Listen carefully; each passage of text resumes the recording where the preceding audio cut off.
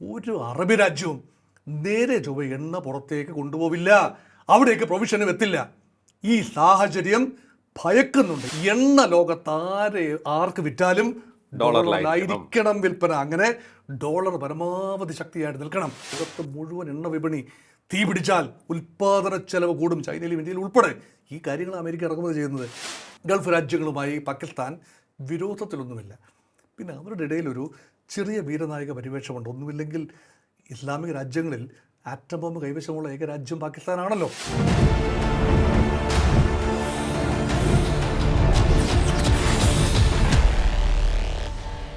നമസ്കാരം. ടോക്കിംഗ് പോയിന്റിലേക്ക് സ്വാഗതം. ഒടുവിൽ ആശ്വാസ വാർത്ത എത്തുകയാണോ? പശ്ചിമേഷ്യ സമാധാനത്തിലേക്ക് പോകുന്നു. ഇറാനെ 5 ദിവസത്തേക്ക് ആക്രമിക്കില്ല എന്ന ട്രംപിൻ്റെ വാക്കിൽ നിന്നും ഇതൊക്കെയാണോ നമ്മൾ ഉൾക്കൊള്ളേണ്ടത്? പശ്ചിമേഷ്യയിലെ ഏറ്റവും ഒടുവിലത്തെ സാഹചര്യം നമ്മൾ പരിശോധിക്കുകയാണ്. നമ്മോടൊപ്പം ചേർന്ന് വിദേശകാര്യ വിദഗ്ധൻ ഡോക്ടർ മോഹൻ വർഗീസ്. നമസ്കാരം സാർ, ടോക്കിംഗ് പോയിന്റിലേക്ക് സ്വാഗതം. നമസ്കാരം. അങ്ങനെ വളരെ വലിയൊരു ടെൻഷനാണ് നമുക്ക് പശ്ചിമേഷ്യൻ യുദ്ധത്തിലൂടെ ഉണ്ടായത്. അത് ലോകം മുഴുവൻ വ്യാപിച്ച് കിടക്കുന്ന ഒരു ടെൻഷനാണ്. ഇത് അവസാനിക്കുകയാണോ? ട്രംപിൻ്റെ വാക്കുകൾ നമുക്ക് മുഖവിലേക്ക് എടുക്കാൻ സാധിക്കുമോ? ഒരു വെടിനിർത്തൽ 5 ദിവസത്തേക്ക് എന്നുള്ളത് അങ്ങ് നീണ്ടുപോകാൻ സാധ്യതയുണ്ടോ? അസംബന്ധ നാടകത്തിൻ്റെ ആചാര്യനാണ് ട്രംപ്. അതുകൊണ്ട് ഈ ഒരു പ്രതിസന്ധി തീർന്നു എന്ന് ട്രംപ് പറയുന്നത് വിശ്വസിക്കേണ്ട കാര്യമില്ല. ഓക്കെ, തീർന്നു എന്ന് പ്രവർത്തനത്തിലൂടെ കണ്ടെത്തിയാൽ അത് തീർന്നു എന്ന് പറയാം. പക്ഷേ ഇതൊരു അർത്ഥോക്തിയിൽ നിൽക്കുകയാണ്. അതെ, അതായത് 2 സ്റ്റെപ്പ് ഫോർവേഡ് 1 സ്റ്റെപ്പ് ബാക്ക്. ഇതൊരു തന്ത്രമാണ്. എപ്പോഴും യുദ്ധം അനന്തമായി ഇടതടവില്ലാതെ നീങ്ങാനാവില്ല. ഒരു റീപ്ലിനിഷിങ് ആവശ്യമായി വരും, റെജുവിനേഷൻ ആവശ്യമായി വരും, റീഫില്ലിംഗ് ആവശ്യമായി വരും. അതിനുവേണ്ടിയുള്ള ടാക്ടിക്കൽ വിഡ്രോവലാണ് ഇപ്പോഴത്തെ 5 ദിവസത്തെ ബ്രീതിങ് സ്പേസ് എന്ന് കരുതുന്ന ഒരു വിഭാഗമുണ്ട്. സ്ട്രോങ് ആയിട്ടുണ്ട്, വളരെ സ്ട്രോങ് വിഭാഗമാണത്. അതായത് ഇതെല്ലാം കഷ്ടനഷ്ടങ്ങളൊന്നും കാര്യമായി ഇല്ല എന്ന് ക്ലെയിം ചെയ്യുമ്പോഴും ചില റിപ്പയർ ജോലികളുണ്ട്. ഒരു ശാന്തത വേണം. കുറച്ചുകൂടെ ഒരു ഇൻ്റലിജൻസ് വർക്ക്. ഇറാൻ ഉള്ളിൽ എന്താണ് നടക്കുന്നതെന്നൊരു ടേക്കിംഗ് സ്റ്റോക്ക് വളരെ കാമായിട്ട് നിൽക്കുമ്പോൾ മാത്രമേ സർവൈലൻസ് പറ്റൂ. അതാണ് ഈ ഇറാൻ സംശയത്തോടുകൂടി നോക്കിക്കാണുന്നത്. അതുകൊണ്ടാണ് ഇറാൻ അതാണ് പറയുന്നത്. ഇറാൻ പറയുന്നത് അതാണ്. ഞങ്ങളിതൊന്നും കണ്ടിട്ട് അങ്ങ് മതിമറന്ന് ആഹ്ലാദിക്കുകയോ ഒന്നും ചെയ്യുന്നില്ല.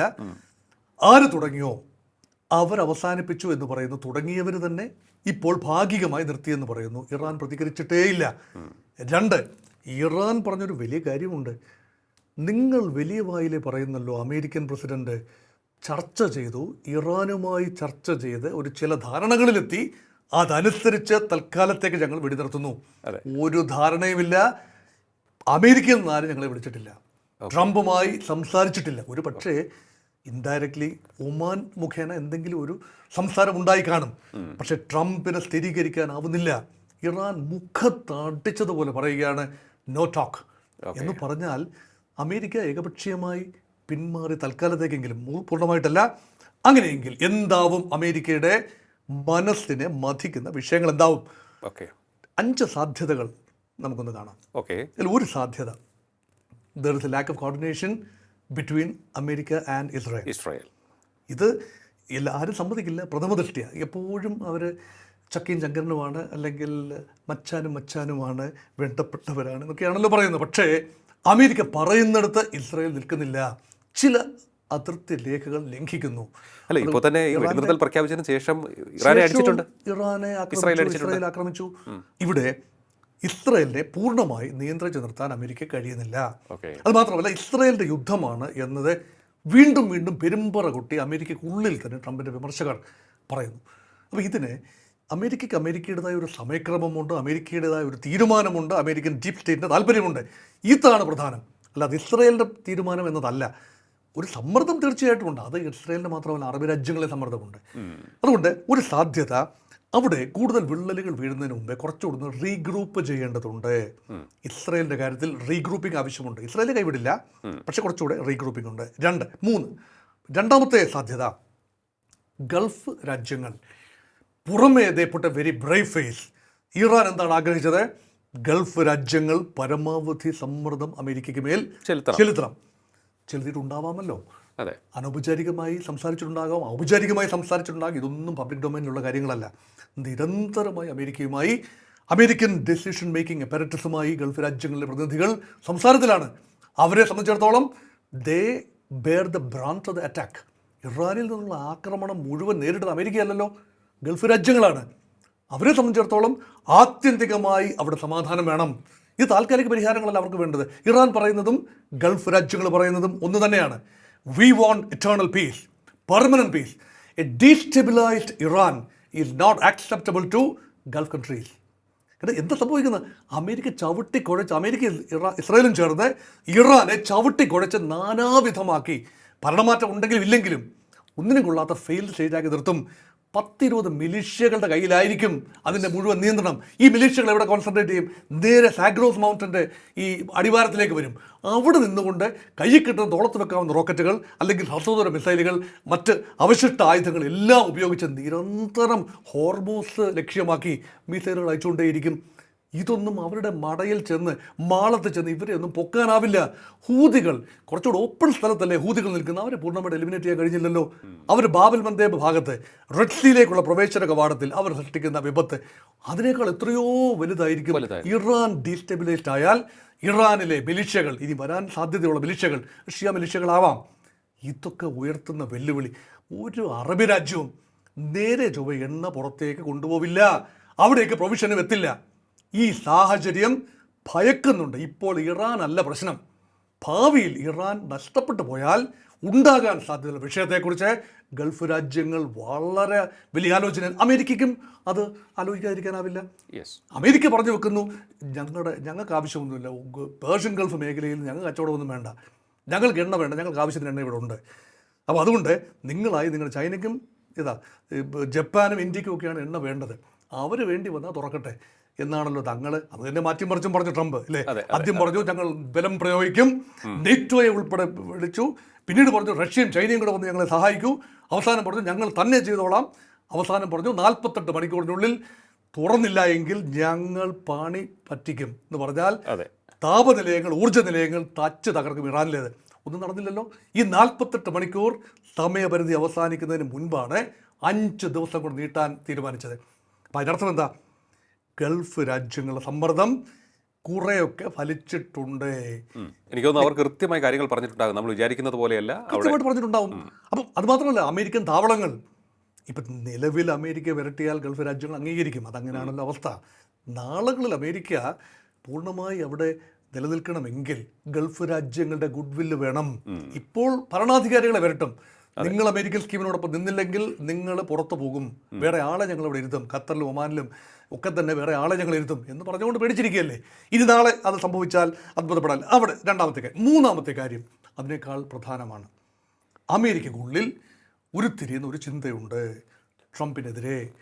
മാഗ ക്യാമ്പിലെ ഒരു വിഭാഗം തിരിഞ്ഞിരിക്കുന്നു. മേക്ക് അമേരിക്ക ഗ്രേറ്റ് അഗൈൻ എന്ന് പറഞ്ഞാൽ അതിനകത്തൊരു ക്ലാരിറ്റി ഉണ്ടാവണം.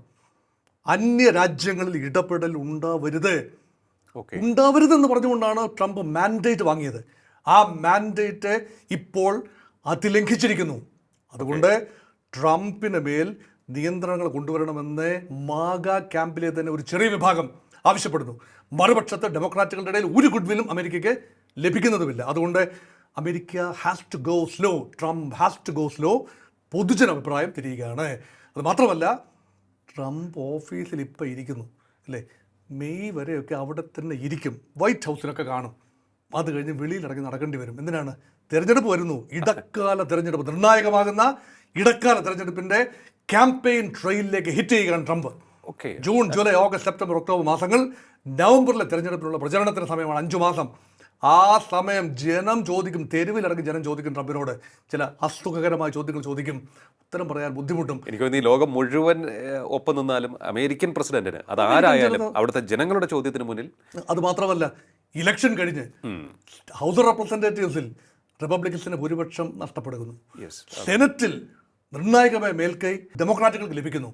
അതിനർത്ഥം ട്രംപ് പ്രപ്പോസലുമായിട്ട് വന്നാൽ ഇത്ര $1 ബില്യൺ അഡീഷണൽ വാർ എഫേർട്ടിനുള്ള പണം വേണമെന്ന് ചോദിച്ചാൽ കോൺഗ്രസ് പറയും നോ, തരാൻ ഇപ്പം നിലവിൽ $975 ബില്യൺ റിക്വസ്റ്റാണ് കൊടുത്തിരിക്കുന്നത്.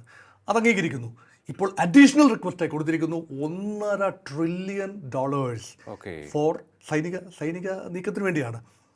ട്രംപിനോട് കോൺഗ്രസ് പറയുന്നു സാധ്യമല്ല എന്ന് പറഞ്ഞാൽ ട്രംപിൻ്റെ ചിറകുകൾ അരിയുകയാണ്. അതൊക്കെ ട്രംപിനറിയാം. ട്രംപ് മണ്ടനാണെന്നൊക്കെ നമ്മൾ പറയുമ്പോഴും ട്രംപിന് വരുമ്പോഴാളെക്കുറിച്ച് അറിയാം. അതുകൊണ്ട് ഇപ്പോൾ സ്വരം നല്ലപ്പോഴേ പാട്ട് നിർത്തുക, പെട്ടെന്ന് നിർത്തിയെന്ന് വരണ്ട. അതുകൊണ്ട് ഘട്ടം ഘട്ടമായിട്ട് നിർത്തുക. ഇപ്പോൾ ഒരു വെടിനിർത്തൽ, താൽക്കാലിക വെടിനിർത്തൽ, പൂർണ്ണ വെടിനിർത്തലിലേക്ക് വരാം. അതാണ് മൂന്നാമത്തെ കാര്യം. നാലാമത്തെ, ഇതിൽ നിന്ന് ഉരുത്തിരിയുന്നതാണ് നാലാമത്തെ കാര്യം. എന്തിനു വേണ്ടിയായിരുന്നു യുദ്ധം? Basically to retain dollar dominance. ഇത് വെനിസ്വേലയുമായിട്ട് ചേർത്ത് വായിക്കേണ്ടതാണ്. വെനിസ്വേലയിലേക്ക് അമേരിക്ക ആക്രമണം നടത്തി. എന്തിനാണ്? ചൈനയ്ക്ക് ഡോളറിൽ അല്ല കച്ചവടം നടത്തുന്നത്, യുവാനിലാണ് കച്ചവടം നടത്തുന്നത്. അപ്പോൾ അന്താരാഷ്ട്ര കറൻസി എന്ന നിലയിൽ ഡോളറിനെ റീപ്ലേസ് ചെയ്യാൻ പറ്റില്ലെങ്കിൽ പോലും യുവാനിൽ കച്ചവടം നടത്തുന്ന രാജ്യങ്ങളാണ് വെനിസ്വേലയും ഇറാനും ഒക്കെ. ഒന്നൊന്നായി ഇവരെ അങ്ങ് പിടിച്ചെടുക്കുക. അപ്പോൾ വെനിസ്വേലയെ വലിയ ബുദ്ധിമുട്ടില്ലാതെ പിടിച്ചെടുത്തു. മഡുറയും ഭാര്യയും കൂടെ പൊക്കിക്കൊണ്ടുപോയി. അവിടെ ഒരു തുള്ളി ചോര വീണില്ല. സമാനമായ രീതിയിൽ ഇറാനിൽ കടന്നു കയറാൻ അമേരിക്ക കഴിയാതെ പോയി. ലേശം ബലപ്രയോഗത്തിലൂടെ സാധിക്കുമെന്നാണ് വിചാരിച്ചത്. ഇറാനും ചിന്തിക്കുന്നത് എന്താണ്? ഡോളർ ടേംസിൽ ഞങ്ങൾ കച്ചവടം നടത്തില്ല, റഷ്യയുമായി കച്ചവടം നടത്തുന്ന റൂബിൾ ടേംസിലാണ്, റൂബിൾ റിയാൽ ടേംസിൽ. ചൈനയുമായി യുവാൻ റിയാൽ ടേംസിൽ കച്ചവടം നടത്തും. ഇന്ത്യ റഷ്യയുമായി കച്ചവടം നടത്തുന്ന റുബിൾ ടേംസിലാണെന്ന് പറയുന്ന പോലെ കൂടുതൽ രാജ്യങ്ങൾ ഈ നോൺ ഡോളർ റെജിമെന്റിലേക്ക് പോയാൽ പെട്രോ ഡോളേഴ്സിന്റെ ഭാവി എന്താണ്? എന്താ പെട്രോ ഡോളർ? 1974 മുതൽ അമേരിക്ക കൊണ്ടുവന്നൊരു സിസ്റ്റമാണ്. ഗൾഫ് രാജ്യങ്ങളുടെ സഹായത്തോടു കൂടി എണ്ണ ലോകത്ത് ആർക്ക് വിറ്റാലും ഡോളറിലായിരിക്കണം വിൽപ്പന. അങ്ങനെ ഡോളർ പരമാവധി ശക്തിയായിട്ട് നിൽക്കണം. അതെ. അവിടെ ഒരു അപകടം. ഇപ്പം എന്തുകൊണ്ടാണ് അപ്പം ഇത് നിർത്തിവെച്ചത്? ഒരു അപകടം മണത്തു. ഇതെല്ലാം ഓക്കെയാണ്, ഇറാനിൽ നാശനഷ്ടങ്ങളുണ്ടൊക്കെ ഓക്കെയാണ്. പക്ഷേ അമേരിക്കൻ ട്രഷറി ബോണ്ടുകളുടെ ഈൽഡ് കൂടി. അപ്പോൾ എന്താ സംഭവിക്കുക? ട്രഷറിയിലേക്ക്, അതായത് ബോണ്ടുകളിലേക്ക് കൂടുതൽ നിക്ഷേപം വരും. ഒരിക്കലും ട്രംപ് ആഗ്രഹിക്കുന്നില്ല. Money has to come to the stock market, money has to come to the industry. ഈ രൂപത്തിലല്ല, ട്രഷറി ബോണ്ടുകളിലേക്കല്ല, മറ്റു രൂപത്തിൽ സർക്കുലേഷൻ ഉണ്ടാകണം. എങ്കിൽ മാത്രമേ പിടിച്ചു നിൽക്കാനാവൂ. അങ്ങനെയെങ്കിൽ ഇത് നിലനിർത്തണമെങ്കിൽ രണ്ട് കാര്യങ്ങൾ സംഭവിക്കണം. എണ്ണ വില കുറയണം. തൽക്കാലത്തെ കൂടുന്നത് ഓക്കെയാണ്. അമേരിക്കയ്ക്ക് കെട്ടിക്കിടക്കുന്ന എണ്ണ വിൽക്കണമെങ്കിൽ നല്ല വിലയ്ക്ക് വിൽക്കാൻ സാധിക്കും. എണ്ണ ദൗർലഭ്യമുണ്ടല്ലോ. അമേരിക്കയ്ക്ക് വൻതോതിൽ ഷെയിലും ഓയിലും ഒക്കെ വിൽക്കാൻ സാധിക്കും. രണ്ട്, കുറഞ്ഞു നിന്നില്ല എങ്കിൽ ആത്യന്തികമായി ഒരു സ്പൈറലിംഗ് എഫക്റ്റ് ഉണ്ടല്ലോ. ലോകത്ത് മുഴുവൻ എണ്ണ വിപണി തീ പിടിച്ചാൽ ഉൽപ്പാദന ചെലവ് കൂടും, ചൈനയിലും ഇന്ത്യയിലും ഉൾപ്പെടെ. ഈ കാര്യങ്ങൾ അമേരിക്ക ഇറക്കുമതി ചെയ്യുന്നത്. അപ്പോൾ America will feel the heat eventually. September October ആയി കഴിയുമ്പോൾ, തെരഞ്ഞെടുപ്പിന് തൊട്ട് മുമ്പ് വൻ വിലക്കയറ്റമാണ് അമേരിക്കയിൽ സംഭവിക്കാൻ പോവുക. ഇത് ട്രംപിന് നന്നായി അറിയാം. അതുകൊണ്ടാണ് വളയ്ക്കുകയെ ചെയ്യാവൂ, ഒടിക്കരുത് എന്ന് പറഞ്ഞുകൊണ്ട് ഇപ്പോൾ പുറത്ത് കിടക്കാൻ പറ്റിയ സമയമാണ്. പുറത്ത് കിടക്കേണ്ട സമയമുണ്ടായിരുന്നു. ഒന്നാം ദിവസം ഖമനിയെ തട്ടി, ഒന്നാം ദിവസം 1 മണിക്കൂറിൽ 1 മിനിറ്റിൽ ഖമനിയെ തട്ടി. മതി, ഞങ്ങളുടെ ലക്ഷ്യം നിർവഹിച്ചു, ഞങ്ങളുടെ ശത്രു ഇതാ പോയി കഴിഞ്ഞു, ഭരണമാറ്റമൊന്നുമല്ല, പുതിയ ആൾ നിങ്ങളുടെ പാടായി. പക്ഷേ ഞങ്ങളെ വെല്ലുവിളിച്ചവനെ തട്ടി. ഇറാനിൽ വലിയ പ്രഹരം ഏൽപ്പിച്ചു. 3 ആഴ്ച കഴിഞ്ഞിട്ടും ഏൽപ്പിച്ചു എന്ന് പറയുന്ന പ്രഹരം എത്ര ഉണ്ടായിരുന്നു? ഏറ്റവും അവസാനം കേട്ട വാർത്ത, ഇസ്രയേലിലേക്ക് 2 മിസൈലുകൾ, 2 കേന്ദ്രങ്ങൾ, ഇതാണ് ആണവ നിലയമായ ഡിമോണയിലേക്കും തൊട്ടടുത്തൊരു നഗരത്തിലേക്കും ഇറാൻ്റെ മിസൈലുകൾ ഇസ്രയേൽ തടുക്കാൻ കഴിഞ്ഞില്ല. ഇതിപ്പോൾ ഏറിയൽ ഡിഫൻസ് കുറഞ്ഞു വരുന്നു. ഇസ്രയേലിനുള്ളിലും ഗൾഫ് രാജ്യങ്ങളിലുമുള്ള ഏറിയൽ ഡിഫൻസ് കുറഞ്ഞു വരുന്നു. ഈ ഏറിയൽ ബാറ്ററീസ്, THAAD സിസ്റ്റവും ഈ പറയുന്ന പേട്രിയോട്ട് സിസ്റ്റവും റീപ്ലെനിഷ് ചെയ്യണം. സമയമെടുക്കും, കുറച്ച് സമയമെടുക്കും. അതുകൊണ്ട് തൽക്കാലം ഒരു പിന്മാറ്റം ആവശ്യമാണ്. മൾട്ടിപ്പിൾ കാരണങ്ങളാണ്. അതുകൊണ്ട് ഉദ്ദേശിച്ച രീതിയിൽ മുന്നോട്ട് പോകുന്നില്ല എന്ന് കണ്ടുകൊണ്ട് തന്നെ ഡൊണാൾഡ് ട്രംപ് പിന്നാക്കം പോകുന്നു, ഒരു ചുവട് പിന്നാക്കം പോകുന്നു. ഇനി അതൊരു അവസരമായി കണ്ടുകൊണ്ട് നെഗോസിയേഷൻ വന്നാൽ ഇനിയുള്ള ചോദ്യം ആര്? അതാണ്, ഹൂ വിൽ നെഗോഷിയേറ്റ്. ഇപ്പോൾ കേൾക്കുന്നത് പാകിസ്ഥാനിൽ ചർച്ച നടക്കുന്നു എന്നാണ്. ഇറാൻ്റെ മിലിറ്ററി ഇൻ്റലിജൻസിൻ്റെ മേധാവികളും അമേരിക്കൻ ഒഫീഷ്യൽസും ഇസ്ലാമാബാദിൽ ചർച്ച നടത്തുന്നു എന്ന്. പാകിസ്ഥാൻ ഈ ഒരു വിഷയത്തിൽ മീഡിയേറ്റ് ചെയ്യാനുള്ള സാധ്യതകൾ എത്രത്തോളമാണ്? ഈ ഒരുപാട് ഫാൻസി തിയറീസ് മുന്നോട്ട് വരും. അപ്പം പാകിസ്ഥാൻ സ്വാഭാവികമായി നമ്മൾ ചിന്തിക്കും, പാകിസ്ഥാൻ ഇറാൻ്റെ അയൽരാജ്യം, ഓക്കെ, നല്ല കാര്യം. സൗദി അറേബ്യയുമായിട്ട് ചേർന്ന് നിൽക്കുന്ന രാജ്യം എന്ന് പറഞ്ഞാൽ സൗദിയും പാകിസ്ഥാനും തമ്മിലൊരു സൈനിക കരാർ തന്നെയുണ്ട്. സൗദിയെ സംരക്ഷിക്കാൻ പാകിസ്ഥാനെ സംരക്ഷിക്കാൻ സൗദി കടന്നു വരും എന്നൊരു കരാറുണ്ട്. പക്ഷേ ഇറാൻ സൗദിയെ ആക്രമിച്ചപ്പോൾ പാകിസ്ഥാനെ കണ്ടില്ല എന്നും കൂടെ ഓർക്കണം. ശരിയാണ്. അപ്പം അത് പോയിക്കോട്ടെ. പക്ഷേ എങ്കിലും അവർ തമ്മിലൊരു അന്തർധാരയുണ്ട്. ഗൾഫ് രാജ്യങ്ങളുമായി പാകിസ്ഥാൻ വിരോധത്തിലൊന്നുമില്ല. പിന്നെ അവരുടെ ഇടയിലൊരു ചെറിയ വീരനായക പരിവേഷമുണ്ട്. ഒന്നുമില്ലെങ്കിൽ ഇസ്ലാമിക രാജ്യങ്ങളിൽ ആറ്റം ബോംബ് കൈവശമുള്ള ഏക രാജ്യം പാകിസ്ഥാനാണല്ലോ. അപ്പോൾ ഇതെല്ലാം അനുകൂല ഘടകമായി തോന്നാം. ഇറാനും വലിയ തോതിൽ ഗൾഫ് രാജ്യങ്ങൾക്കും സ്വീകാര്യമാണ്. അമേരിക്ക അസിമുനൂർ പാകിസ്ഥാൻ്റെ തലപ്പത്തുള്ളിടത്തോളം കാലം, സൈനിക ജനറലായി ഉള്ളിടത്തോളം കാലം, വേണ്ട രീതിയിൽ ട്രംപിന് തിരുമുൽ കാഴ്ചകൾ അസിമുനൂരിൻ്റെ ഭാഗത്തുനിന്ന് കിട്ടുന്നിടത്തോളം കാലം Pakistan is very important in Trump scheme of things. ഓക്കെയാണെന്ന് പറയാം. നമ്മൾ മറന്നില്ലേ ഒരു കക്ഷിയെ? ഇസ്രയേൽ. അതെ, ജീവനുണ്ടെങ്കിൽ ഇസ്രയേൽ സമ്മതിക്കുമോ? ഇല്ല. പാകിസ്ഥാന്റെ മധ്യസ്ഥതയിൽ ഇറാനും ഇസ്രായേലും തമ്മിലുള്ള ഇത് ഇറാനും അമേരിക്കയും തമ്മിൽ മാത്രമല്ലല്ലോ വിഷയം. ഇറാനും ഇസ്രായേലും, ഇസ്രായേലിൻ്റെ അസ്തിത്വമല്ല വിഷയം. ഒരു കാരണവശാലും പാകിസ്ഥാന്റെ മധ്യസ്ഥത ഇസ്രായേൽ അംഗീകരിക്കില്ല. ഇസ്രായേലി പ്രതിനിധികൾ പാകിസ്ഥാന്റെ തലസ്ഥാനമായ ഇസ്ലാമാബാദിൽ വന്ന് ചർച്ച നടത്തുന്ന ആലോചിച്ച് നോക്കൂ. അസംഭവ്യം. അതുകൊണ്ടാണ് ഒരു പ്രപ്പോസൽ എന്ന നിലയിൽ ഇത് വരുമ്പോഴും അമേരിക്കയ്ക്ക് ഒരുപക്ഷെ സ്വീകാര്യമാകാം. അത് എത്രത്തോളം സ്വീകാര്യമാകും? അമേരിക്ക പോലെ ബൃഹത് രാജ്യത്തിന് പാകിസ്ഥാന്റെ മധ്യസ്ഥത, ഒമാൻ്റെ മധ്യസ്ഥത സ്വീകരിക്കാമെങ്കിൽ പാകിസ്ഥാനെ സ്വീകരിക്കാമെന്ന് വേണമെങ്കിൽ ഭംഗ്യാന്തരേണ പറയാം. പക്ഷേ ഒമാൻ അല്ല പാകിസ്ഥാൻ.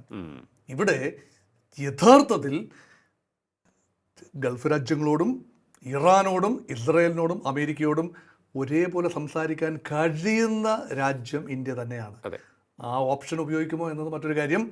ഇന്ത്യ നേരിട്ട് ചർച്ച ചെയ്യാൻ ഒരു സാധ്യതയുമില്ല. ഇന്ത്യയുടെ നയവും അതല്ല. തേർഡ് പാർട്ടി മീഡിയേഷൻ എന്ന ഇന്ത്യയുടെ നയമല്ല. ഡയറക്റ്റ് ബൈലാറ്ററലിസം. പക്ഷെ ആ ബൈലാറ്ററലിസത്തിൻ്റെ സാധ്യതകൾ കൊണ്ടുവരാൻ ഇന്ത്യ കഴിയും. ഒരുപക്ഷെ ഇന്ത്യക്ക് അത് കഴിയും. ആ ഒരു സാഹചര്യം എത്തിച്ചേർത്താൻ ഇറാനെയും ഇസ്രായേലിനെയും അറബ് രാജ്യങ്ങളെയും ഒരുമിച്ച്, അമേരിക്ക അവിടെ ഇല്ല, ഈ രാജ്യങ്ങളെ ഒരുമിച്ച് ഒരു പ്ലാറ്റ്ഫോമിൽ കൊണ്ടുവരാനുള്ള നയതന്ത്ര ഒരുക്കങ്ങൾ നടത്തിവെക്കാൻ ഇന്ത്യൻ പ്രധാനമന്ത്രിക്കും ഇന്ത്യൻ എസ്റ്റാബ്ലിഷ്മെന്റിനും കഴിയേണ്ടതാണ്. അങ്ങനെ അറബ് രാജ്യങ്ങൾ ആവശ്യപ്പെട്ടിട്ടുമുണ്ട്. അറബ് രാജ്യങ്ങൾ എക്കാലത്ത് ആവശ്യപ്പെടുന്ന കാര്യമാണ്. ഇറാൻ ഒരിക്കലും നോ എന്ന് പറയില്ല, ഇസ്രായേൽ നോ എന്ന് പറയില്ല. ഇത് ആരാ നോ എന്ന് പറയുന്നത്? നോ എന്ന് പറഞ്ഞാൽ അമേരിക്ക മാത്രമേ പറയൂ. അമേരിക്കയും ഇന്ത്യ ആ രീതിയിൽ പിണക്കാൻ താല്പര്യമില്ല. പക്ഷേ പാകിസ്ഥാന് താല്പര്യം സംരക്ഷിക്കണം എന്നത് കൊണ്ടാണ് തൽക്കാലം ഞങ്ങൾ പാകിസ്ഥാനെയും പരിഗണിച്ചു. ഇതൊക്കെ പാകിസ്ഥാനെ ഇപ്പോൾ പരിഗണിച്ചു എന്ന് പറയാനുള്ള ഒരു മുൻകൂർ ജാമ്യമാവാം. പിന്നെ ചില കാരണങ്ങളാൽ ഇസ്രായേൽ എടുക്കുന്നില്ല, അതുകൊണ്ട് ഞങ്ങൾ പിന്നെ മാറ്റിവെച്ചു.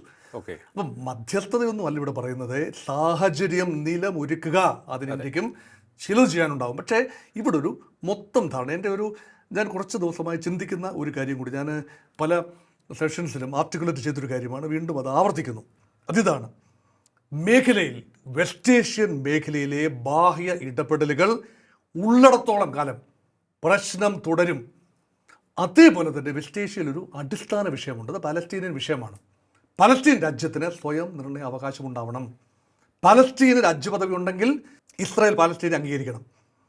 അങ്ങനെ രൂപപ്പെടുന്ന പലസ്തീൻ പൂർണ്ണമായി ഇസ്രായേലിനെ അംഗീകരിക്കണം. ഇറാനും ഇസ്രായേലിനെ അംഗീകരിക്കണം. Death to Israel, death to America, ഈ കലാപരിപാടി പറഞ്ഞ് നടക്കരുത് ഇസ്രായേൽ അല്ല ഇറാൻ. ചില നീക്കുപോക്കുകൾ വേണം. ഇതെല്ലാം പറയണം. ഡെത്ത് ടു ഇസ്രായേൽ എന്ന് പറഞ്ഞു കഴിഞ്ഞതിന് ശേഷം ഇസ്രായേൽ ആക്രമിക്കരുതെന്ന് പറഞ്ഞാൽ അത് ഇവിടുത്തെ ന്യായമാണ്. അപ്പോൾ ഇതെല്ലാം സംയമനം, ഇറാൻ സംയമനം പാലിക്കണം. ഇസ്രായേൽ ഭൂമി വിട്ടുകൊടുക്കേണ്ടി വരും. പലസ്തീൻ മണ്ണ് പലസ്തീന് വേണ്ടി കൊടുക്കേണ്ടി വരും. വെസ്റ്റ് ബാങ്ക് ഗാസയും കേന്ദ്രീകരിച്ച് ഒരു സ്വതന്ത്ര പരമാധികാര പലസ്തീന് വേണ്ടി വരും. അങ്ങനെയെങ്കിൽ ഇറാന് പലസ്തീൻ കോസ് പറഞ്ഞുകൊണ്ട് ഹിസ്ബുള്ളയെയോ ഹൂതിയെയോ ഹമാസിനെയോ പിന്താങ്ങാനാവില്ലല്ലോ. അപ്പോൾ അടിസ്ഥാനപരമായ വിഷയങ്ങളിൽ പരിഹാരമുണ്ടാവണം. അതേസമയം സൗദി അറേബ്യയ്ക്കും UAE-ക്കും ഉൾപ്പെടെയുള്ള GCC രാജ്യങ്ങൾക്ക് ഇറാനും ഇസ്രായേലും ഉറപ്പ് നൽകണം, ഞങ്ങൾ ഒരിക്കലും ആക്രമിക്കില്ല, യുദ്ധമില്ല കരാർ. അപ്പോൾ സമഗ്രമായ ഒരു ഉടമ്പടി ഇസ്രായേൽ, ഇറാൻ ആൻഡ് ഗൾഫ് രാജ്യങ്ങളെ പ്രതിനിധീകരിച്ചുകൊണ്ട് സൗദി അറേബ്യയാണ് മുഖ്യ രാജ്യം. ഇവിടെ അമേരിക്കയുടെ ഇടപെടൽ ഉണ്ടാകുമ്പോൾ തീർച്ചയായും ഇറാൻ അംഗീകരിക്കാനാവില്ല. ഒരു കാലത്തും ഭാവിയിലും ഇറാൻ്റെ ഭരണകൂടത്തിന് അമേരിക്കയെ സംശയത്തോടെ നോക്കാനാവൂ, ഇസ്രായേലിനെ സംശയത്തോടെ നോക്കാനാവൂ. അതുകൊണ്ട് ബാഹ്യ ഇടപെടൽ ഗൾഫ് രാജ്യങ്ങളെ അംഗീകരിക്കുന്നതിന് ബുദ്ധിമുട്ടുണ്ടാവില്ല. ഇപ്പോൾ ഷിയ സുന്നി തർക്കം എന്നൊക്കെ പറഞ്ഞ പഴയ കാര്യങ്ങളല്ലേ, അതൊന്നും അല്ല ഇവിടെ വിഷയം. ഇവിടെ സൗദി ഇറാനും തമ്മിലുള്ള മൂപ്പിളമ തർക്കം പോലും പരിഹരിക്കാൻ ചൈനയാണ് മുന്നോട്ട് വന്നത്. അമേരിക്കയുടെ മധ്യസ്ഥതയിൽ 2023 ചൈനയുടെ മധ്യസ്ഥതയിലാണ് ആ പ്രശ്നമൊക്കെ ഒരു ചെറിയ രൂപത്തിൽ പരിഹരിച്ചത്. ഇപ്പോൾ അത് വഷളായിരിക്കുന്നു. അതുകൊണ്ട് ഒരുപാട് ബാഡ് ബ്ലഡ് ഒഴുകി. ഇത് പരിഹരിക്കണമെങ്കിൽ ബാഹ്യ ഇടപെടൽ ഒരു നിമിഷം കൊണ്ട് അവസാനിക്കില്ല. അമേരിക്ക കടന്നു പോകൂ എന്ന് പറഞ്ഞാൽ ഈ ബാധ ഈ ദേഹം വിട്ട് പോവില്ല. ചാട്ടവാറെടുത്താലും പോവില്ല, പീട്ടിച്ച് കിടക്ക മുടുമ്പ് പോലെ. പക്ഷേ കുറേശ്ശെ പ്രശ്നങ്ങളില്ലാതെ വന്നാൽ ഒന്ന് ആലോചിച്ച് നോക്കൂ, ലിയോ സാർ ഒന്ന് ആലോചിച്ച് നോക്കൂ. ഇവിടെ ഈ ഗൾഫ് രാജ്യങ്ങൾക്ക് സുരക്ഷാ ഭീഷണി ഉണ്ടാകേണ്ടത് എവിടെ നിന്നാണ്? ഒന്നുകിൽ ഇസ്രായേലിൽ നിന്ന്, അതിപ്പോൾ ഇല്ല. അത് സൗഹൃദമാണ്. അബ്രഹാമി കരാറുകളൊക്കെ ഉണ്ട്, സൗഹൃദമാണ്. 2, ഇറാനിൽ നിന്ന് പ്രതിസന്ധി ഉണ്ടായില്ല എങ്കിൽ അമേരിക്കൻ താവളങ്ങൾ ഗൾഫിൽ ഈ കട തുറന്നു വെച്ചിട്ട് എന്ത് കാര്യം? ചോദിക്കില്ലേ? ഈ രാജ്യങ്ങൾ ചോദിക്കില്ലേ? അവിടുത്തെ ജനത ചോദിക്കില്ലേ? ഭരണകൂടങ്ങൾ ദുർബലമാണ്, എന്ന് പറഞ്ഞാൽ അമേരിക്ക താങ്ങി നിർത്തുന്ന ഭരണകൂടങ്ങളാണ്. പക്ഷേ ജനത ഇറങ്ങി ചോദിക്കില്ലേ? ജനതയെ അടിച്ചമർത്താൻ കുറേയൊക്കെ ആത്യന്തികമായി പറ്റില്ല. അതുകൊണ്ട് അമേരിക്കയ്ക്ക് വളയ്ക്കുക ചെയ്യാനാവും. ഇപ്പോൾ സുഗമമായി ഹോർമൂസിലൂടെ കപ്പലുകൾ കടന്നു പോകണം. ഇറാൻ്റെ എണ്ണ വിൽക്കാൻ കഴിയണം അന്താരാഷ്ട്ര. അതുകൊണ്ടാണ് പറഞ്ഞത് ഇറാൻ്റെ കെട്ടിക്കിടക്കുന്ന എണ്ണ വിറ്റോളൂ എന്നാണ് പറയുന്നത്. അതിന് മുമ്പ് പറഞ്ഞു റഷ്യയുടെ എണ്ണ വിറ്റോളൂ. എന്തെല്ലാമായിരുന്നു പുകിൽ. റഷ്യൻ എണ്ണ വാങ്ങിച്ചാൽ കാച്ചിക്കളയുമെന്നല്ല ഇന്ത്യയോട് പറഞ്ഞത്. 25% ടാരിഫ് അങ്ങോട്ട് അടിച്ചു കൊടുത്തിരിക്കുകയല്ലേ ഇന്ത്യക്ക്. പിന്നെ അത് മാറ്റി ഇപ്പോൾ റഷ്യൻ എണ്ണ വാങ്ങണം, നിങ്ങൾ വാങ്ങണം. എന്തുകൊണ്ട് വാങ്ങുന്നില്ല? വാങ്ങൂ എന്നാണ് പറയുന്നത്. എണ്ണ വില ചൂട് പിടിക്കരുത്, അത് അമേരിക്കയുടെ താല്പര്യമാണ് അല്ലേ. അപ്പോൾ അവിടെ ഒരുപാട് മോഡറേഷൻ. ഇനി വരാൻ പോകുന്ന കാര്യം കൂടി ഞാൻ സൂചിപ്പിക്കാം. ഒന്ന്, ഇപ്പോൾ ഈ വെടിനിർത്തൽ ചർച്ച അടുത്ത ഘട്ടത്തിലേക്ക് നീങ്ങാനുള്ള സാഹചര്യം ഉണ്ടാകണമെങ്കിൽ ഗൾഫ് രാജ്യങ്ങളും ഇറാനും തമ്മിൽ ശത്രുതയില്ല എന്ന വാക്കുകൾ പരസ്പരം ആദ്യം പറയേണ്ടതുണ്ട്. ഇസ്രയേൽ ആക്രമണം പൂർണ്ണമായി നിർത്തണം, കമാന്നൊരക്ഷരം മിണ്ടരുത്. ഇസ്രയേൽ ഒരക്ഷരം മിണ്ടാതെ ഉരിയാടാതെ ഇരുന്നെങ്കിലേ പറ്റൂ. കാരണം അത് എന്ത് പ്രസ്താവന ഇസ്രയേലിൻ്റെ ഭാഗത്തുനിന്ന് വന്നാലും അത് ന്യായീകരിക്കാൻ വലിയ ബുദ്ധിമുട്ടുണ്ടാവും. അതുകൊണ്ട് മൗനം തന്നെയാണ് ഇസ്രയേലിനെ ഏറ്റവും നല്ലത്. കൂടുതൽ വഷളാകാതെ അമേരിക്ക ഒന്നും ഇടപെടേണ്ട കാര്യമില്ല. സ്വാഭാവികമായി ഗൾഫ് രാജ്യങ്ങളും ഇറാനും അവരുടെ പ്രശ്നങ്ങൾ പറഞ്ഞു തീർത്തോളും. ആരുടെയും ഇടപെടലിൻ്റെ ആവശ്യമില്ല, മധ്യസ്ഥൻ്റെ ആവശ്യവുമില്ല. കാരണം ഇവിടെ അമേരിക്കൻ താവളങ്ങളായിരുന്നു ഇറാൻ്റെ പ്രശ്നം. അത് പരിഹരിച്ചു കഴിഞ്ഞാൽ അമേരിക്ക ചില ഉറപ്പുകൾ കൊടുക്കാൻ കഴിയും. തങ്ങൾ താവളങ്ങൾ കുറച്ചുകൊണ്ട് വരുന്നു, താവളങ്ങൾ ആവശ്യത്തിന് മാത്രമേ ഉപയോഗിക്കൂ, ഇതെല്ലാം പറയും. എന്നിട്ട് ഹോർമൂസ് കടലിടുക്ക് ഇറാൻ്റെ സഹായത്തോടു കൂടി തുറക്കും. ഇറാൻ്റെ മേധാവിത്വം അവിടെ അംഗീകരിച്ച് കൊടുക്കേണ്ടി വരും.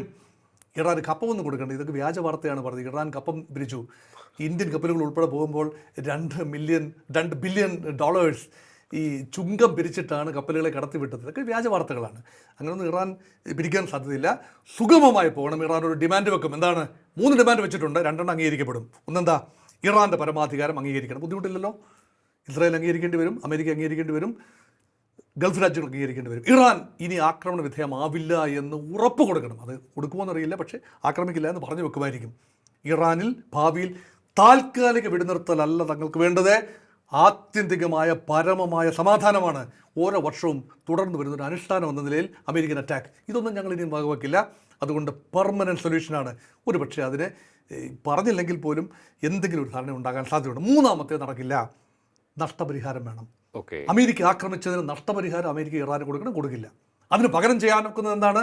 നിങ്ങൾ എണ്ണ വിറ്റോളൂ, ഞങ്ങൾ ഉപരോധം പിൻവലിക്കുന്നു, ആവശ്യത്തിന് എണ്ണ വിറ്റോളൂ, ഞങ്ങൾ നിങ്ങളെ സഹായിക്കാം, എണ്ണ പരിവേഷണത്തിന് വേണമെങ്കിൽ സഹായിക്കാം, വിറ്റോളൂ. അങ്ങനെ 4-5 വർഷം കൊണ്ട് ഞങ്ങൾ നശിപ്പിച്ച ഇൻഫ്രാസ്ട്രക്ചർ നിങ്ങളൊന്ന് പുനഃസൃഷ്ടിച്ചോളൂ. ഇതൊക്കെ നടക്കാനുള്ള സാധ്യത തള്ളിക്കളയാനാവില്ല. അതുകൊണ്ടാണ് ഇവിടെ ഒരു വിൻ വിൻ സിറ്റുവേഷൻ ഇപ്പോൾ സംജാതമാണ്. പക്ഷെ അത് പഠിക്കൽ കൊണ്ട് കലമുടയ്ക്കാൻ ആരെങ്കിലും ശ്രമിച്ചാൽ സർവനാശമായിരിക്കും ഫലം. അതിന് സാധ്യതയുള്ളത് ഇസ്രായേലിനാണ്. ഇസ്രായേലിൻ്റെ ആവശ്യമാണ് യുദ്ധം ഇപ്പോൾ തുടരുക എന്നത്. ഇറാനെ പരമാവധി നശിപ്പിക്കുക. അമേരിക്കയുടെ താല്പര്യം നശിപ്പിക്കുക, ഭാഗികമായി പ്രഹരശേഷി കുറയ്ക്കുക. പക്ഷേ ഇറാൻ അവിടെ ഉണ്ടാവണം. എന്തിനാണ്? അമേരിക്കൻ താവളങ്ങൾ ഇവിടെ നിലനിർത്തണമെങ്കിൽ ഭാവിയിലും ഇറാൻ അവിടെ ഒരു ശക്തിയായി ഉണ്ടാവണം. വൻ ശക്തിയൊന്നും ആവണ്ട, ചെറിയ ശക്തിയായി ഉണ്ടാവണമെങ്കിലേ തങ്ങളുടെ താവളങ്ങൾ, അല്ലെ കട്ടയും പടവും മടക്കി അമേരിക്കൻ സൈന്യങ്ങൾക്ക് പുറത്തു പോകേണ്ടി വന്നാലോ. അപ്പോൾ ഇതുകൊണ്ട് ഇറാൻ്റെ താല്പര്യങ്ങൾ സംരക്ഷിക്കണം, ഇസ്രായേലിൻ്റെ താല്പര്യങ്ങൾ സംരക്ഷിക്കുന്നതായി കരുതിക്കൊണ്ട് ഇപ്പോൾ ഭാഗികമായി പറഞ്ഞു മനസ്സിലാക്കി നിർത്തണം. ഇനി ഉടനെ ഇറാൻ ആണവമായി സംഘടിക്കില്ല, നിങ്ങൾ രാജ്യത്തെ ആക്രമിക്കില്ല, ആക്രമിച്ചാൽ ഞങ്ങൾ വന്ന് സഹായിക്കും, ഉറപ്പ് കൊടുത്താൽ മതിയല്ലോ. അത്രയേ ഉള്ളൂ. അതുകൊണ്ട് എല്ലാവർക്കും സന്തോഷകരമായ രീതിയിൽ നമ്മുടെ വീട്ടിൽ രാവിലെ ഇഡ്ഡലി ദോശയൊക്കെ കഴിക്കണം. 2 കപ്പൽ ഇപ്പോൾ കടന്നു വന്നിട്ടുണ്ട്. കപ്പൽ വന്നു. അപ്പോൾ ഗ്യാസൊക്കെ വേണമല്ലോ. അപ്പം നമുക്ക് ആവശ്യം വേണമല്ലോ. അപ്പോൾ സാധാരണക്കാരൻ്റെ കഞ്ഞിക്കുടി മുട്ടിക്കാത്ത രീതിയിൽ സമാധാനപരമായി അതിനിടയിൽ നിന്നുകൊണ്ട് ഇന്ത്യ സമാന്തരമായി ഈ ഓണത്തിനിടയിൽ ഒരു പുട്ടുകച്ചവടം എന്നൊരു സംഭവം ഉണ്ടല്ലോ. അപ്പം അത് നടത്തുന്നുണ്ട് ഇന്ത്യ. അത് തെറ്റാന്ന് പറയാനാവില്ല. ഈ യുദ്ധത്തിനിടയിലും കപ്പലുകൾ കൊണ്ടുവരാൻ കഴിഞ്ഞ ഏകരാജ്യം ഇന്ത്യയാണ്. വേറെ ഒരു ഘടാഘടിയന്മാരായ രാജ്യങ്ങൾക്കൊന്നും കഴിയാത്തത് ഇന്ത്യക്ക് നയതന്ത്ര ബന്ധത്തിലൂടെ കഴിഞ്ഞു എന്നുകൂടി ഓർക്കണം. അതുകൊണ്ട് ഇന്ത്യൻ കപ്പലുകൾ 20 അവിടെ കിടപ്പുണ്ട്. പേർഷ്യൻ ഗൾഫിൽ കുടുങ്ങിക്കിടക്കുന്ന ആദ്യം ഈ 520ഓളം നാവികരും 20 കപ്പലുകളും ഇന്ത്യൻ തീരത്ത് ചരക്കുകളുമായി എത്തിക്കുകയും ഇന്ത്യയിൽ നിന്നും ഗൾഫിലേക്കുള്ള അവശ്യ വസ്തുക്കൾ കയറ്റുമതി ചെയ്യും. നമ്മുടെ കയറ്റുമതിക്കാരും ബുദ്ധിമുട്ടിലാണ് കേട്ടോ. ഇവിടെ നിന്നുള്ള ഗൾഫിലേക്ക് കയറ്റുമതി ചെയ്യേണ്ട കയറ്റുമതിക്കാരും ബുദ്ധിമുട്ടിലാണ്. ശരിയാണ്. ഇതാദ്യം സുഗമമാക്കുക. അങ്ങനെ ഹോർമൂസ് കടലെടുക്കുക. ആരും കുറുകെ കപ്പലിട്ട് ആരും പിന്നെ അടച്ചിട്ടില്ലല്ലോ. ഭീഷണി മാത്രമല്ലേ ഉള്ളൂ. ഇന്ത്യക്ക് ആ ഭീഷണി ബാധകമല്ല. ഇന്ത്യൻ കപ്പലുകൾ പോകണം, മറ്റ് രാജ്യങ്ങളുടെ കപ്പലുകളും പോകണം. അപ്പോൾ പ്രസ്താവനകളൊന്നും ഇല്ലാതെ കപ്പലുകൾ യഥേഷ്ടം സഞ്ചരിക്കുമ്പോൾ അമേരിക്കൻ കപ്പലുകൾക്കും ആത്യന്തികമായി സഞ്ചരിക്കാൻ കഴിയണം. അതെ, ഇസ്രയേലി കപ്പലുകൾക്കും സഞ്ചരിക്കാൻ കഴിയണം. അപ്പോൾ പ്രസ്താവനയൊന്നും ഇല്ലാതെ തന്നെ ഇതാ യുദ്ധം അവസാനിപ്പിച്ചു എന്ന് പറയാതെ തന്നെ ഒരു കരാറുമില്ലാതെ തന്നെ ഒരുപക്ഷെ സമാധാനമുണ്ടാവാം. പക്ഷേ ചില ഉറപ്പുകൾ വേണ്ടിവരും. അതുകൊണ്ട് ഒരു സെമി കരാർ ഉണ്ടെങ്കിൽ, മേഖലാ കരാർ ഉണ്ടെങ്കിൽ നല്ലത് എന്ന ചിന്തയും ഉണ്ട്. ഇതാണ് ഐഡിയൽ സിറ്റുവേഷൻ. ഇനി ഐഡിയൽ സിറ്റുവേഷൻ ലോകം നടക്കില്ലല്ലോ. അതുകൊണ്ട് ഭാവിയിൽ ഉണ്ടാകാൻ സാധ്യതയുള്ള മറ്റു കാര്യങ്ങളുണ്ട്. നമുക്കിപ്പോൾ ഫോർസ് ചെയ്യാൻ ആവാത്ത ഒരുപാട് കാര്യങ്ങൾ ഉണ്ടാവുമല്ലോ. ശരിയാണ്, തീർച്ചയായിട്ടും. എന്തായാലും പശ്ചിമേഷ്യ സമാധാനത്തിലേക്ക് പോകുന്നു എന്നുള്ളൊരു സൂചന കിട്ടിയത് തന്നെ നമുക്ക് വലിയ ആശ്വാസമാണ്.